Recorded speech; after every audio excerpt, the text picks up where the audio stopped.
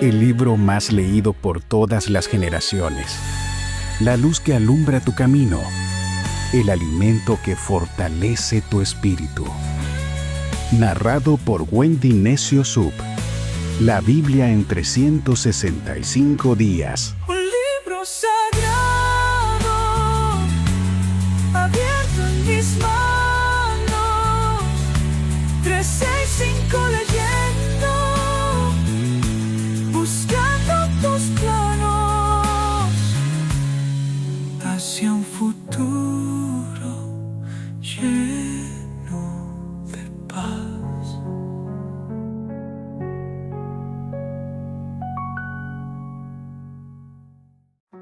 Día 1 de 365.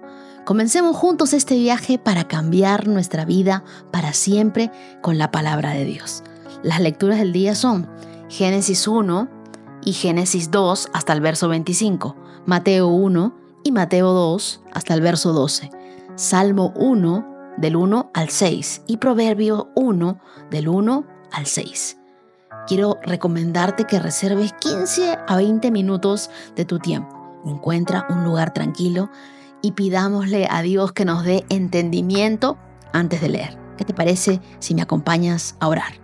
Señor amado, hoy me presento delante de ti con un corazón dispuesto y lleno de expectativas. Gracias por regalarme la oportunidad de iniciar este reto de leer tu palabra durante todo un año.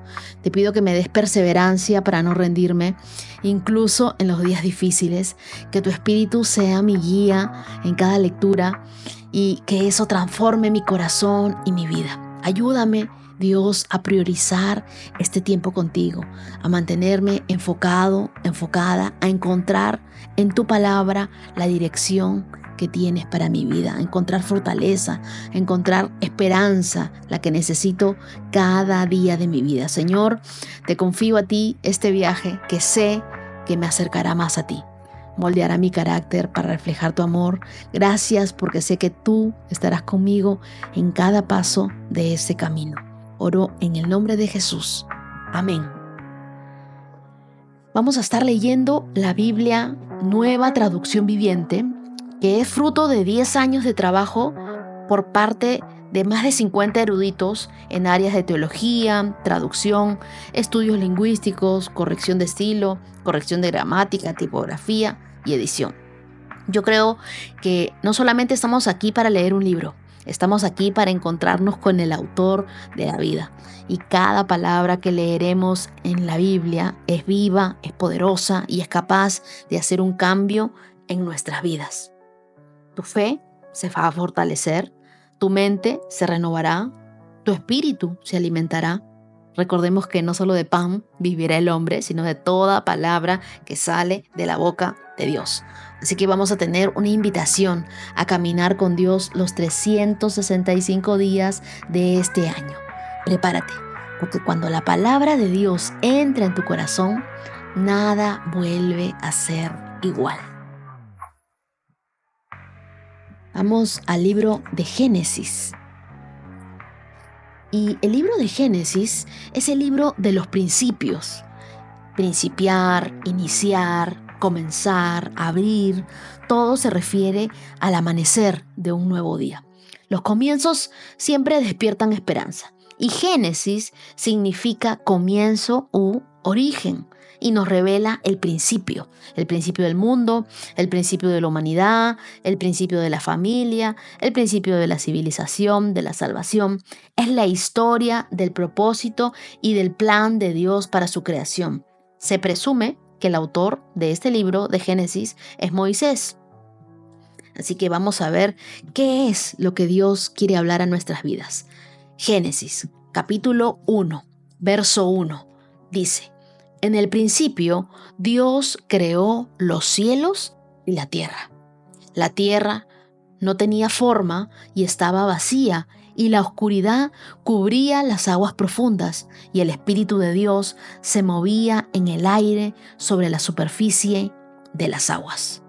En este primer verso vemos que Dios es nuestro creador. Escribe ahí y marca: Dios creó los cielos y la tierra. Verso 3. Entonces Dios dijo, que haya luz, y hubo luz. Y Dios vio que la luz era buena, y luego separó la luz de la oscuridad. Dios llamó a la luz día y a la oscuridad noche. Y pasó la tarde y llegó la mañana, y así se cumplió el primer día. Verso 6. Entonces Dios dijo, que haya un espacio entre las aguas para separar las aguas de los cielos de las aguas de la tierra. Y eso fue lo que sucedió. Dios formó ese espacio para separar las aguas de la tierra de las aguas de los cielos. Y Dios llamó al espacio cielo. Y pasó la tarde y llegó la mañana, y así se cumplió el segundo día. Entonces Dios dijo, que las aguas debajo del cielo se junten en un solo lugar para que aparezca la tierra seca. Y eso fue lo que sucedió.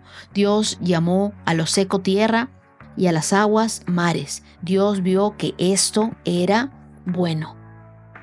Entonces el mundo no es producto de la casualidad.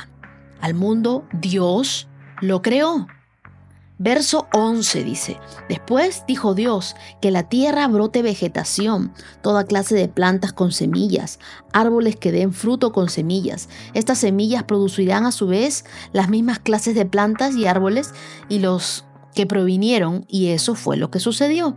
La tierra produjo vegetación, toda clase de plantas con semillas, árboles que dan frutos con semillas. Las semillas produjeron plantas y los árboles de la misma clase. Espero que estés leyendo junto conmigo. Y dice, y Dios vio que todo esto era bueno. Y pasó la tarde y llegó la mañana, y así se cumplió el tercer día. Entonces Dios dijo, que aparezcan luces en el cielo para separar el día de la noche, y que sean señales que marquen las estaciones, los días, los años, y que esas luces en el cielo brillen sobre la tierra. Y eso fue lo que sucedió. Dios hizo 2 grandes luces, la más grande que gobernara el día y la más pequeña para que gobernara la noche. También hizo las estrellas. Dios puso esas luces en el cielo para iluminar la tierra, para que gobernaran el día y la noche, para separar la luz de la oscuridad. Y Dios vio que esto era bueno. Y pasó la tarde y llegó la mañana, y así se cumplió el cuarto día. Entonces Dios dijo, que las aguas se colmen de peces y de otras formas de vida, que los cielos llenen de aves de toda clase. Y así Dios creó grandes criaturas marinas y todos los seres vivientes que se mueven y se agitan en el agua, y aves de todo tipo, cada uno produciendo crías de la misma especie. Y Dios vio que esto era bueno. Verso 22. Entonces Dios los bendijo con las siguientes palabras: sean fructíferos y multiplíquense. Entonces, en el corazón de Dios está el bendecirnos, el que tú y yo vivamos vidas con propósito y vidas de plenitud. Para eso fuimos creados, para multiplicarnos y ser fructíferos. Continúa diciendo la Biblia que los peces llenen los mares y las aves se multipliquen sobre la tierra. Y pasó la tarde y llegó la mañana, y así se cumplió el quinto día. Verso 24. Entonces Dios dijo, que la tierra produzca toda clase de animales, que cada uno produzca crías de la misma especie, animales domésticos. Hemos sido creados por Dios entonces para florecer. Animales pequeños que corran por el suelo, animales salvajes, y eso fue lo que sucedió. Verso 25. Dios hizo cada clase de animales salvajes, animales domésticos, animales pequeños, cada uno con la capacidad de producir crías de la misma especie, y Dios vio que esto era bueno. Verso 26. Entonces Dios dijo, hagamos a los seres humanos a nuestra imagen, para que sean como nosotros. Ellos reinarán sobre los peces del mar, las aves del cielo, los animales domésticos y todos los animales salvajes de la tierra, y los animales pequeños que corren por el suelo. Entonces, en este verso 26, Dios hace referencia a la Trinidad, porque Él no habla en primera persona. Él dice, hagamos a los seres humanos. Es decir, el Espíritu Santo estaba presente en la creación. Jesús estaba presente en la creación. Padre, Hijo y Espíritu Santo presentes en la creación. Verso 27 dice, así que Dios creó a los seres humanos a su propia imagen. A imagen de Dios los creó. Hombre y mujer los creó. En este verso 27, Dios nos da identidad, porque nos hizo a ambos. Hombre y mujer nos creó. Ninguno es más que otro. Y constantemente existe la guerra de los sexos. Pero lo que la Biblia dice es que Dios nos creó a ambos a su imagen y a su semejanza. Verso 28 dice, luego Dios los bendijo con las siguientes palabras: sean fructíferos y multiplíquense. Segunda vez que les dice esto. Llenen la tierra y gobiernen sobre ella. Reinen sobre los peces del mar, las aves del cielo y todos los animales que corren por el suelo. Cuando Dios está hablando en este pasaje, les dice, llenen la tierra y gobiernen. Les estaba dando autoridad, porque no cualquiera puede gobernar, solamente a quien Dios le da esa capacidad. Verso 29 dice, entonces Dios dijo, miren, les he dado todas las plantas con semilla que hay sobre la tierra y todos los árboles frutales para que les sirvan de alimento. Y les he dado toda planta verde como alimento para todos los animales salvajes, para las aves del cielo, para los animales pequeños que corren por el suelo, es decir, para todo lo que tiene vida. Y esto fue lo que sucedió. Verso 31, entonces Dios miró todo lo que había hecho y vio que era bueno. Y pasó la tarde y llegó la mañana y así se cumplió el sexto día. Entramos a Génesis capítulo 2. Verso 1 dice, así quedó terminada la creación de los cielos y de la tierra y de todo lo que hay en ellos. Cuando llegó el séptimo día, Dios ya había terminado su obra de creación y descansó de toda su labor. Verso 3, Dios bendijo el séptimo día y lo declaró santo, porque ese fue el día en el que descansó de toda su obra de creación. En este capítulo 2, verso 3, nosotros vemos que Dios descansó, pero vivimos en un mundo activo, donde no hay tiempo para descansar. Todos estamos haciendo.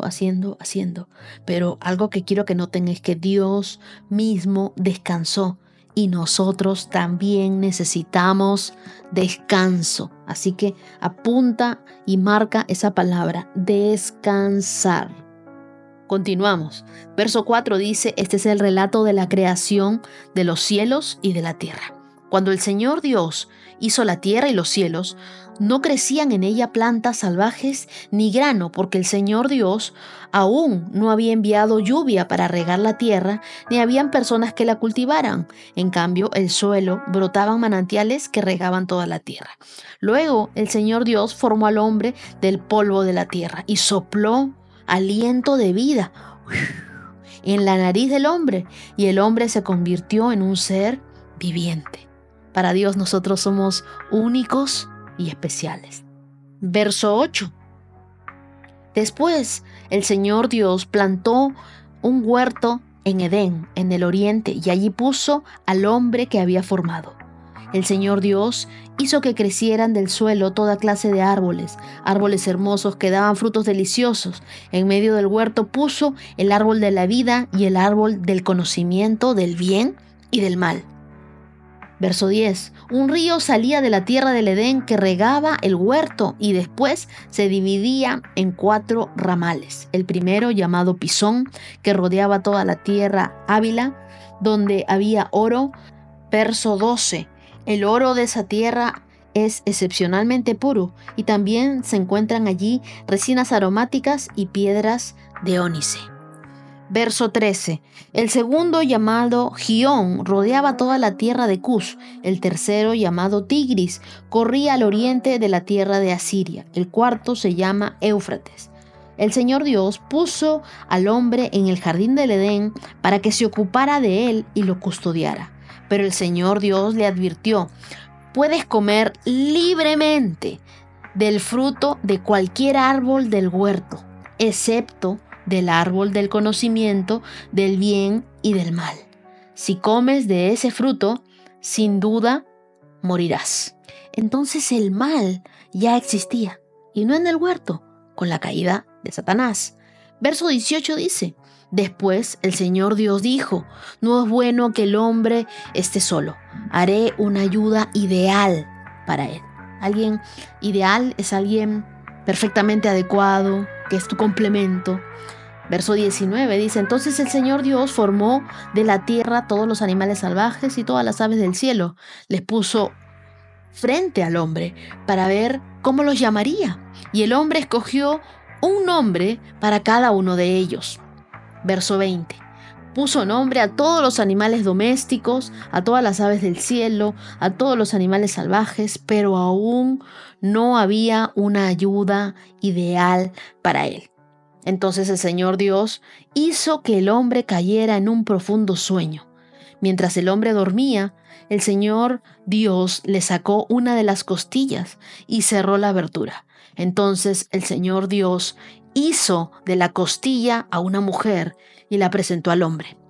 Al fin, exclamó el hombre, esta es hueso de mis huesos y carne de mi carne. Ella será llamada mujer porque fue tomada del hombre. Vemos en este momento el primer matrimonio, ¿no? Verso 24 dice: esto explica por qué el hombre deja a su padre y a su madre y se une a su esposa y los dos se convierten en uno solo. En un matrimonio hay unidad, hay compromiso, hay intimidad.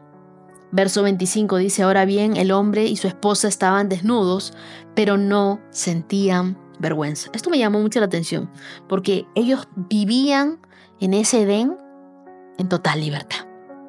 El libro de Mateo. Mateo, el propósito de este libro es probar que Jesús es el Mesías, el Rey eterno.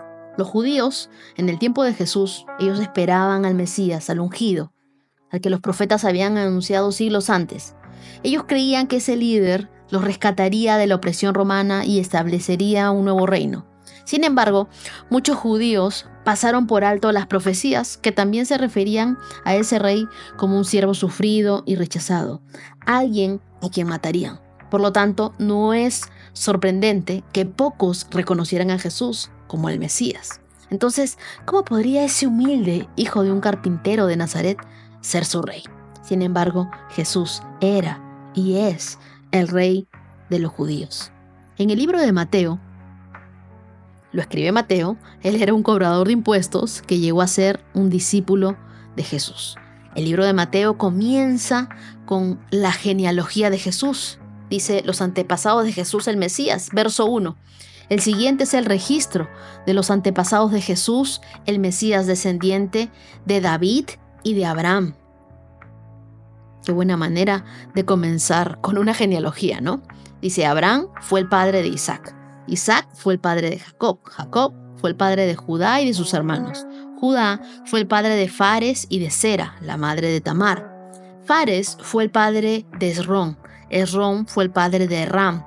Ram fue el padre de Aminadab. Aminadab fue el padre de Nazón.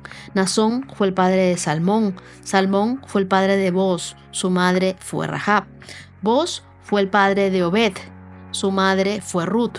Obed fue el padre de Isaí. Isaí fue el padre del rey David.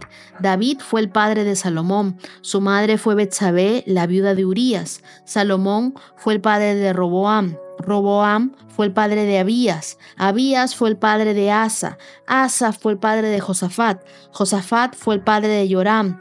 Joram fue el padre de Usías. Usías fue el padre de Jotam. Jotam fue el padre de Acaz. Acaz fue el padre de Ezequías. Ezequías fue el padre de Manasés. Manasés fue el padre de Amón. Amón fue el padre de Josías. Josías fue el padre de Joaquim y de sus hermanos, quienes nacieron en el tiempo del destierro a Babilonia. Luego del destierro a Babilonia, Joaquín fue el padre de Salatiel. Salatiel fue el padre de Zorobabel. Zorobabel fue el padre de Abiud. Abiud fue el padre de Eliakim. Eliakim fue el padre de Azor. Azor fue el padre de Sadoc. Sadoc fue el padre de Akim. Akim fue el padre de Eliud. Eliud fue el padre de Eleazar. Eleazar fue el padre de Matán. Matán fue el padre de Jacob. Me impresiona mucho que Mateo demostrara que Jesús era descendiente de Abraham. Nosotros aquí hemos leído sobre 46 personas en un tiempo de 2000 años. Y así como Dios usa a todo tipo de personas, con todo tipo de pasados para cumplir su voluntad, Dios también quiere usarte a ti. Verso 16 dice: Jacob fue padre de José, esposo de María. María dio a luz a Jesús, quien es llamado el Mesías. Todos los que aparecen en la lista abarcan 14 generaciones desde Abraham hasta David, 14 desde David hasta el destierro de Babilonia y 14 desde el destierro de Babilonia hasta el Mesías. Nacimiento de Jesús el Mesías. Verso 18. Este es el relato de cómo nació Jesús, el Mesías. Su madre María estaba comprometida para casarse con José, pero antes de que la boda se realizara, mientras todavía era virgen, quedó embarazada mediante el poder del Espíritu Santo. José, su prometido, era un hombre justo y no quiso avergonzarle en público, por lo tanto, decidió romper el compromiso en privado. Qué prudente José, ¿verdad?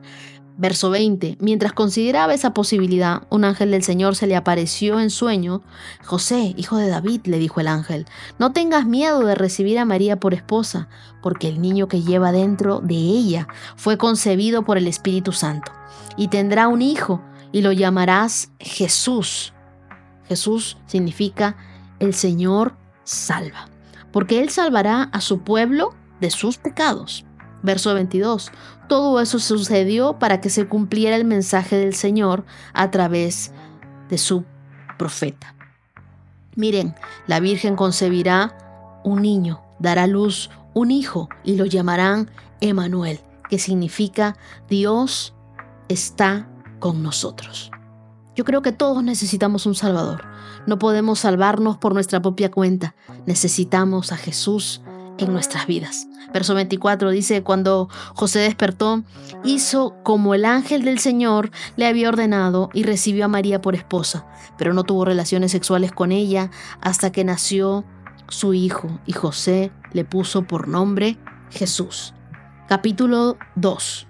Jesús nació en Belén de Judea durante el reinado de Herodes. Por ese tiempo, algunos sabios de países del oriente llegaron a Jerusalén y preguntaron: ¿dónde está el rey de los judíos que acaba de nacer?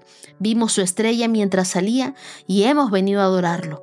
Cuando el rey Herodes oyó esto, se perturbó profundamente, al igual que todos en Jerusalén. Mandó a llamar a los principales sacerdotes y maestros de la ley religiosa y les preguntó: ¿dónde se supone que nacerá el Mesías? En Belén de Judea, le dijeron, porque eso es lo que escribió el profeta. Y tú, oh Belén, en la tierra de Judá, ¿no eres la menor de entre las ciudades reinantes de Judá? Porque de ti saldrá un gobernante que será el pastor de mi pueblo Israel. Luego Herodes convocó a los sabios a una reunión privada y por medio de ellos se enteró del momento en el que había aparecido la estrella por primera vez. Entonces les dijo: vayan a Belén, busquen al niño con esmero. Cuando lo encuentren, vuelvan y díganme dónde está, para que yo también vaya y lo adore. Mentira. El plan de Herodes era matar al niño.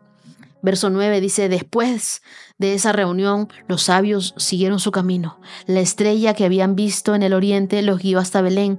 Iba delante de ellos y se detuvo sobre el lugar donde estaba el niño. Es decir, los sabios estaban siendo dirigidos por Dios. Cuando vieron la estrella, se llenaron de alegría. Entraron en la casa y vieron al niño con su madre María y se inclinaron y lo adoraron. Luego abrieron los cofres del tesoro y le dieron regalos de oro, incienso y mirra. Cuando llegó el momento de irse, volvieron a su tierra por otro camino, ya que Dios les advirtió en un sueño que no regresaran a Herodes. Los sabios le llevaron regalos a Jesús y lo adoraron por quien Él era. Esa es la esencia de la verdadera adoración. Los sabios encontraron a Jesús, y es que encontrar a Jesús puede significar que tu vida tome un nuevo rumbo. Los sabios buscaron a Jesús con diligencia. ¿Qué tan dispuesto estás tú a buscar a Dios con tanta diligencia? Ofrezcamos cada día a nuestro Dios lo mejor de nuestras vidas. El Salmo 1. Los salmos son una gran colección de cánticos y oraciones. Salmo 1, verso 1 dice: ¡qué alegría para los que no siguen el consejo de los malos! Ni andan con pecadores, ni se juntan con los burlones. De verdad que qué alegría es obedecer a Dios. Entonces, este verso nos dice que debemos evitar amistades que no nos convienen, evitar tomar decisiones que no tienen nada que ver con Dios, acercarnos más a Dios, dice el verso 2, sino que se deleitan en la ley del Señor, meditando en ella de día y de noche. ¿Qué es lo que nosotros estamos haciendo? Una reflexión constante de Dios. Queremos conocer más a Dios. Ellos, dice verso 3, son como árboles plantados a la orilla de un río, que siempre dan fruto en su tiempo. Sus hojas nunca se marchitan y prosperan en todo lo que hacen. ¿Por qué insistimos en tener amistad con los que se burlan de Dios? Tenemos que aprender a escoger bien nuestras amistades. ¿Tus amistades te edifican o tus amistades te destruyen? Siempre los amigos verdaderos son los que nos acercan a Dios. Verso 4 dice: no sucede lo mismo con los malos. Son como una paja inútil que esparce el viento. Serán condenados cuando llegue el juicio. Los pecadores no tendrán lugar entre los justos, pues el Señor cuida el sendero de los justos, pero la senda de los malvados lleva a la destrucción. Y ahora leamos el libro de Proverbios, capítulo 1, de los versos 1 al 6. Proverbios es un libro escrito por Salomón y con ellos adquirimos sabiduría. Dice el verso 1, estos son los proverbios de Salomón, hijo de David, rey de Israel. El propósito de los proverbios es enseñar sabiduría y disciplina y ayudar a las personas a comprender la inteligencia de los sabios. Es decir, no solamente debemos leer los proverbios, sino ponerlos en práctica. El libro de Proverbios es un libro que siempre nos enseña cómo podemos vivir más cerca de Dios. Verso 3 dice: su propósito es enseñarles a vivir una vida disciplinada y exitosa y ayudarles a hacer lo que es correcto, justo e imparcial. Estos proverbios darán inteligencia al ingenuo, conocimiento y discernimiento al joven. Que el sabio escuche estos proverbios y se haga aún más sabio, y que los que tienen entendimiento reciban dirección. Al estudiar el significado de estos proverbios y estas parábolas, las palabras de los sabios y sus enigmas, entonces los sabios pueden crecer aún más.